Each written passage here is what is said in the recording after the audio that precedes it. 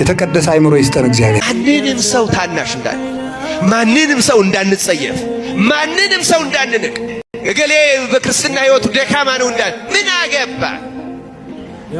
ምን ይመለከተናል? ስለሌሎች ይሁን ምን እናውቃለን?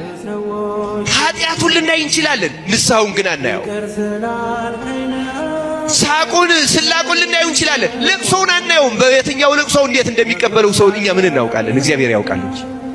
ንጹህ ይሆን ይመስለናል፣ እውነተኛ ክርስቲያኖች ይሆን ይመስለናል። ግን ገና ከርኩሰታችን አልጠራንም። በዲያብሎስ ጽኑ ማሰሪያዎች እንደታሰርነን። ልክ ነው፣ እናስቀድሳለን፣ ልክ ነው፣ እንሰጣለን፣ ልክ ነው፣ እንታዘዛለን። ግን ስንወጣ ፍቅረ ዓለም ልቡናችን ያነዳዋል። ልቡናችን በጥብቅ በፍቅረ ዓለም ታስራለች፣ በፍቅረ ነዋይ ታስራለች፣ በግብዝነት በፈሪሳዊነት ታስራለች። ማና ያሰራት? ዲያብሎስ፣ ተንኮለኛው ዲያብሎስ፣ ተዋጊው ዲያብሎስ፣ ብልጡ ዲያብሎስ ለአእምሮአችን ረቂቅ ዘዴን እያቀረበ ነፍሳችን በጥብቅ አሰራት። የሆሳዕና አህዮችን የፈታ ጌታ የእኛን ነፍስ ከሱ እስራት ይፍታልን። እግዚአብሔር ብቻ ነው ሲያጸዳህ ፍጹም የሚያጸዳ። ሰው ግን አይተውልህም። የበፊቱን ነገር አይረሳም።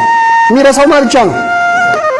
ሰው የሚያስቀርብን ቆሻሻ አለ፣ ሰው የሚተውልን ቆሻሻ አለ።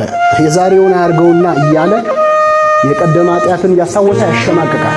ከነ ኃጢአታችን ከተኛን ከነ ኃጢአታችን ለመዋል አንፍቀድ ለራሳችን። በምንችለው አቅም ፈጥነን ቶሎ ብለን ንስሐ እንግባ።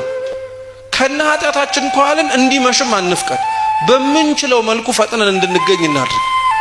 ኃጢአት በጣም ክፉ ናት። ከኃጢአት በላይ ደግሞ የምትከፋው ተስፋ መቁረጥ ናት። እየሰማችሁ ነው? አባቶቻችን እንዲህ ብለው ይናገራሉ። ኃጢአት ዲያብሎስን አልፈጠረችውም ተስፋ መቁረጥ እንጂ ይላሉ። እየሰማችሁ